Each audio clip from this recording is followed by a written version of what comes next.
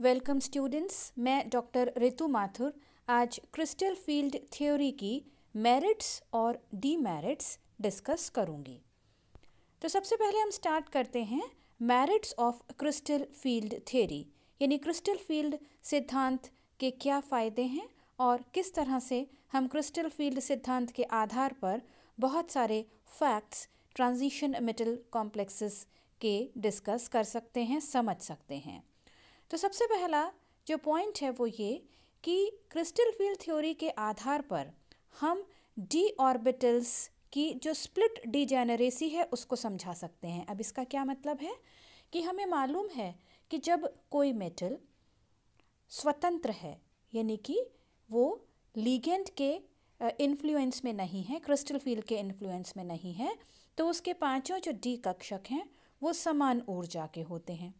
अब जब यह मेटल या मेटल आयन लिगेंड के इन्फ्लुएंस में आता है, क्रिस्टल फील्ड के इन्फ्लुएंस में आता है, तो ये जो 5 डी कक्षक हैं ये 2 हिस्सों में स्प्लिट हो जाते हैं।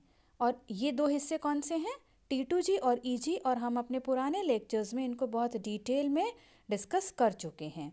तो इस तरह से जब मेटल इनिशियली 5 डी कक्षकों के साथ समान ऊर्जा पर है, यानी 5 डी कक्षक जो हैं वो डीजेनरेट हैं, तो उनमें उनकी डीजेनरेसी कैसे स्प्लिट होती है, कैसे वो 2 हिस्सों के अंदर बट जाता है, वो हम CFT के बेसिस पर बहुत आसानी से समझ सकते हैं। क्योंकि जो डी ऑर्बिटल्स हैं वो 2 हिस्सों में बट गए, T2G लोअर एनर्जी पर और EG हायर एनर्जी पर चला गया, तो इस बेसिस पर हम किसी भी कॉम्प्लेक्स का कलर और उसका स्पेक्ट्रा भी समझ सकते हैं। जब कोई इलेक्ट्रॉन लोअर एनर्जी से हायर एनर्जी पर जाता है तो वो एक पर्टिकुलर वेवलेंथ की लाइट को एब्जॉर्ब करता है, और जो बचा हुआ प्रकाश है जो परावर्तित होकर के बाहर आता है, और अगर वो विजिबल रेंज में पड़ रहा है तो उसके जो करस्पॉन्डिंग कलर है वो हमको दिखाई देता है। तो इस तरह से जो स्प्लिटिंग है डी ऑर्बिटल्स की, वही रिस्पॉन्सिबल है किसी भी कॉम्प्लेक्स के कलर के लिए या उसके स्पेक्ट्रम के लिए। इसी तरह से हम ट्रांजिशन मेटल कॉम्प्लेक्सेस के जो मैग्नेटिक प्रॉपर्टीज़ हैं वो भी बहुत डिटेल में CFT के बेसिस पर समझ सकते हैं। और आप इसके लिए जो मेरा पूरा एक लेक्चर मैग्नेटिक प्रॉपर्टीज़ हैं CFT के रेफरेंस में, वो आप देख सकते हैं, और हम ये आसानी से बता सकते हैं कि किस तरह से CFT किसी भी ट्रांजिशन मेटल कॉम्प्लेक्स की मैग्नेटिक प्रॉपर्टीज़ को समझाने में हेल्पफुल है। इसी के साथ साथ जो CFT है वो किसी पर्टिकुलर ऑक्सीडेशन स्टेट के जो मेटल हैं उनका एक्वस सॉल्यूशन में स्थायित्व किस तरह से होता है ये समझा सकता है। तो हम ये भी मान सकते हैं कि जब आपको ये बताया कि जिस तरह से डी ऑर्बिटल्स इनिशियली समान ऊर्जा पर हैं और बाद में वो 2 हिस्सों में स्प्लिट हो गए, T2G और EG में, तो CFT can explain high spin and low spin state of coordination compounds, यानी कि संकुलों के अंदर लो स्पिन कॉम्प्लेक्स बनेगा या हाई स्पिन कॉम्प्लेक्स बनेगा, ये भी हम CFT के आधार पर समझ सकते हैं। कैसे समझ सकते हैं कि अगर हमारा जो लीगेंड है वो वीक फील्ड लीगेंड है तो वो T2G और EG को कम स्प्लिट करेगा, यानी कि crystal field splitting energy delta की वैल्यू कैसी होगी? कम होगी। इन दैट केस इलेक्ट्रॉन पहले T2G में एक एक भरेगा, यानी कि T2G में 3 इलेक्ट्रॉन्स आ जाएंगे, चौथा इलेक्ट्रॉन जो है वो पेयरिंग ना करके हायर एनर्जी के EG में चला जाएगा। तो हम ये कह सकते हैं कि अब कॉम्प्लेक्स में जो स्पिन है वो कैसा है? हाई है, नंबर ऑफ अनपेड इलेक्ट्रॉन्स ज़्यादा हैं। लेकिन अगर हमारा लीगेंड स्ट्रॉन्ग फील्ड लीगेंड है, यानी कि T2G और EG में एनर्जी डिफरेंस ज़्यादा है, तो 3 इलेक्ट्रॉन्स T2G में आने के बाद जो चौथा इलेक्ट्रॉन है वो हायर एनर्जी पर नहीं जाएगा और वो लोअर एनर्जी पर ही क्या करेगा? पेयरिंग करेगा, युग्मन करेगा। तो अब आप देख रहे हैं क्योंकि पेयरिंग हो गई तो नंबर ऑफ अनपेड इलेक्ट्रॉन्स कम हो गए, तो ये कॉम्प्लेक्स कैसा कहलाएगा? लो स्पिन कॉम्प्लेक्स जो है वो कहलाएगा। तो इस तरह से CFT के हिसाब से हाई स्पिन और लो स्पिन कॉम्प्लेक्सेस आसानी से समझे जा सकते हैं। और जैसा कि पहले मैं आपको बता चुकी हूँ कि CFT जो है वो कलर को एक्सप्लेन कर सकता है। अब हम बात करते हैं demerits of crystal field theory, यानी कि क्रिस्टल फील्ड सिद्धांत के क्या मुख्य दोष हैं। कोई भी जो सिद्धांत है वो परफेक्ट नहीं है। इनिशियली हम उस सिद्धांत के आधार पर अपनी बहुत सी प्रॉब्लम्स को सॉल्व कर सकते हैं बॉन्डिंग से रिलेटेड, लेकिन समय के साथ कुछ कुछ प्रॉब्लम्स हमारे सामने आने लगती हैं और हमें ये पता चलता है कि ये जो सिद्धांत है ये पूरी तरह से दोषमुक्त नहीं है और उसमें कुछ डिफेक्ट्स हैं। और इसीलिए उन डिफेक्ट्स को पढ़ने के बाद जो भी साइंटिस्ट्स हैं वो एक नई थ्योरी पर जाते हैं और इस तरीके से ये जो क्रम है वो चलता जाता है। अब सबसे पहला जो दोष है, जो मेन डिफेक्ट है CFT का, वो क्या है?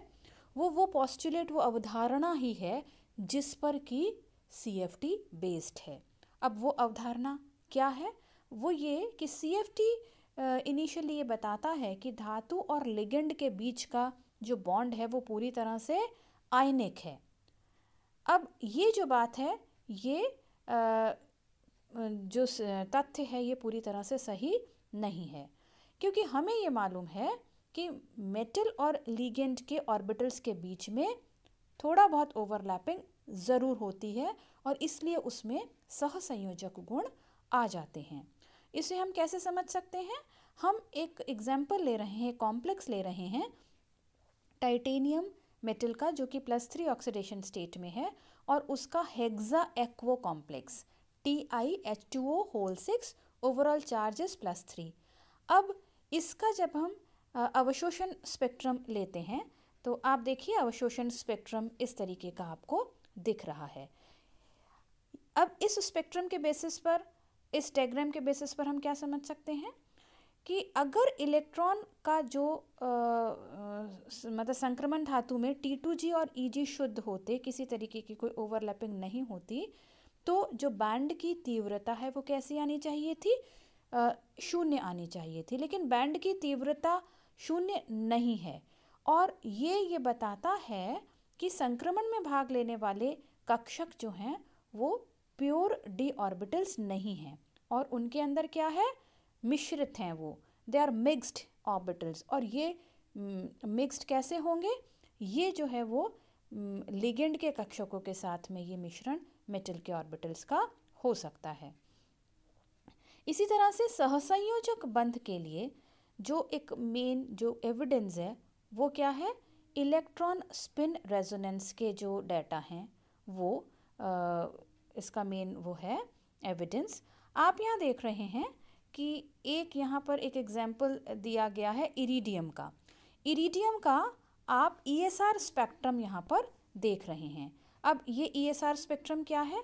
अगर हमारा बॉन्ड पूरी तरह से आयनिक होता, ठीक है, जैसा कि CFT का की अवधारणा है, अगर ये बंधन आयनिक होता तो स्पेक्ट्रम में हमें केवल एक अवशोषण बैंड दिखाई देता, लेकिन हम यहाँ देख रहे हैं कि बहुत से छोटे छोटे बैंड्स वाला ये स्पेक्ट्रम है। आप इसमें क्लियरली देख पा रहे हैं इरिडियम के ESR स्पेक्ट्रम में कि बहुत छोटे छोटे बैंड्स वाला ये स्पेक्ट्रम है। और इस तरीके के स्पेक्ट्रम को हम क्या कहते हैं? Hyperfine spectrum. और ये हाइपरफाइन स्पेक्ट्रम ये शो करता है कि इस कॉम्प्लेक्स में थोड़ा बहुत कोवेलेंट कैरेक्टर है, पूरी तरह से ये आयनिक नहीं है। और जब हम कैलकुलेट करते हैं इस कॉम्प्लेक्स का कोवेलेंट कैरेक्टर तो लगभग 30% इसमें कोवेलेंट कैरेक्टर है और इसलिए जो CFT की मेन अवधारणा है वही दोषपूर्ण है। अब हम थोड़ा सा इन पॉइंट्स को थोड़ा और रिवाइज कर सकते हैं। जो ये दोष और डीमेरिट्स हैं क्रिस्टल फील्ड थ्योरी की, बहुत सी चीज़ें हम पहले पढ़ चुके हैं, अभी भी डिस्कस की हैं, तो अब हम एक क्विक रिवीजन डीमेरिट्स का ले लेते हैं। आपको ये बताया कि interaction of metal ligand is considered purely electrostatic, मतलब इलेक्ट्रोस्टैटिक मीन्स आयनिक। पूरी तरह से CFT ये मानता है कि मेटल और लिगेंड के बीच का जो इंटरेक्शन है वो आयनिक है। दूसरा क्या है कि only electrons from d orbitals of metal ions are considered, मतलब हम जो भी बात करते हैं CFT में वो केवल मेटल के d ऑर्बिटल्स की बात करते हैं, यानी मेटल के भी सिर्फ डी ऑर्बिटल्स, इस बात पे आप ध्यान दीजिए।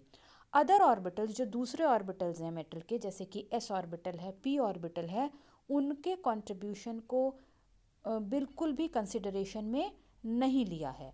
साथ ही साथ जो लीगेंड्स हैं उस कॉम्प्लेक्स में मेटल के साथ जो जुड़े हुए हैं, उनके ऑर्बिटल्स को भी बिल्कुल इम्पॉर्टेंस नहीं दी है, जबकि आप ये मानते हैं कि अगर कोई कॉम्प्लेक्स मेटल और लीगेंड से मिलकर के बना है तो ऐसा कैसे हो सकता है कि केवल मेटल के डी ऑर्बिटल्स को ही इम्पॉर्टेंस दी जाए और लीगेंड जो है उसके ऑर्बिटल्स अपना कोई इन्फ्लुएंस उस कॉम्प्लेक्स के ऊपर ना डालें। नेक्स्ट इज कि जो कॉम्प्लेक्सेस हैं जिनमें कि मेटल की ऑक्सीडेशन स्टेट ज़ीरो है और लीगेंड कैसा है, न्यूट्रल है, तो ये बिल्कुल एक्सप्लेन नहीं करता कि जो इलेक्ट्रोस्टैटिक अट्रैक्शन है मेटल और लीगेंड के बीच का वो किस तरह से होगा। यानी कि इस तरीके के कॉम्प्लेक्सेस जिसमें कि मेटल ज़ीरो ऑक्सीडेशन स्टेट में है और लीगेंड कैसा है, न्यूट्रल है, तो CFT ये एक्सप्लेन नहीं करता कि उनके बीच में हम आयनिक कैरेक्टर कैसे एक्सप्लेन कर सकते हैं। और एग्जाम्पल आप देख रहे हैं, हमने क्रोमियम का लिया है और C6H6 उसके अंदर लीगेंड है। ठीक है, इसी के साथ में हमारे पुराने लेक्चर में आप देख चुके हैं स्पेक्ट्रोकेमिकल सीरीज़। CFT ये एक्सप्लेन नहीं करता कि स्पेक्ट्रोकेमिकल सीरीज़ में जो डिफरेंट लीगेंड्स हैं उनकी आपस में जो स्ट्रेंथ कम और ज़्यादा है उसका क्या रीज़न है। जैसे कि H2O जो है वो एक स्ट्रॉन्ग फील्ड लीगेंड है, किससे अगर हम कंपेयर करें, हाइड्रोक्साइड लीगेंड से, यानी कि why H2O is strong field ligand than OH negative. दोनों के अंदर ही जो डोनर एटम है वो ऑक्सीजन है। अब इनके अंदर ये डिफरेंस क्यों आया, CFT इसको एक्सप्लेन नहीं कर सकता। इसी तरह से CFT doesn't consider any pi bonding in complexes.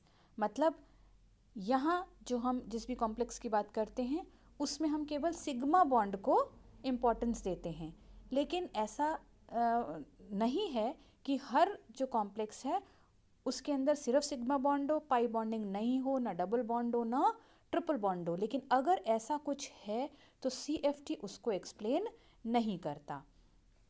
तो अब कुछ रेपिटेशन इसी चीज़ का हो गया क्विक, कि केवल मेटल के डी ऑर्बिटल्स को ये कंसीडर कर रहा है, S और P ऑर्बिटल्स को ये कंसीडर नहीं कर रहा। इसी तरीके से पाई बॉन्डिंग को भी ये एक्सप्लेन नहीं करता। और जो रिलेटिव स्ट्रेंथ है अभी अभी आपको बताया H2O की और OH नेगेटिव की, जो कि स्पेक्ट्रोकेमिकल सीरीज़ में ये दोनों लीगेंड्स हैं, उनके रिलेटिव स्ट्रेंथ को भी CFT नहीं समझा सकता। और जो लास्ट पॉइंट हम ले रहे हैं वो ये है कि आपको जैसा कि बताया कि किसी भी ट्रांजिशन मेटल कॉम्प्लेक्स के अंदर जो कलर है वो T2G और EG से इलेक्ट्रॉन के ट्रांजिशन की वजह से संभव है। अब अगर हमारा कोई कॉम्प्लेक्स ऐसा है जिसका D0 विन्यास है, यानी कि D ऑर्बिटल्स में एक भी D इलेक्ट्रॉन नहीं है, तो CFT के हिसाब से वो रंगहीन होना चाहिए। लेकिन कुछ ऐसे कॉम्प्लेक्सेस हैं जैसे कि MnO4 है, K2Cr2O7 है, जो कि D0 विन्यास रखते हैं, यानी इनके मेटल के D कक्षक पे एक भी D इलेक्ट्रॉन नहीं है, लेकिन even then they are coloured. अब वो क्यों कलर्ड हैं, कैसे कलर्ड हैं, उनका क्या रीज़न है, CFT उसको एक्सप्लेन नहीं कर सकता। तो इसके लिए अब हमें किसी नई थ्योरी पर जाना पड़ेगा। और CFT के बाद लीगेंड फील्ड थ्योरी हमारे सामने आई और उससे बहुत सी जो प्रॉब्लम्स हैं CFT की वो एक्सप्लेन हम कर पाए।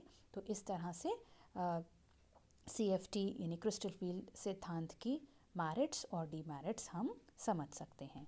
Thank you.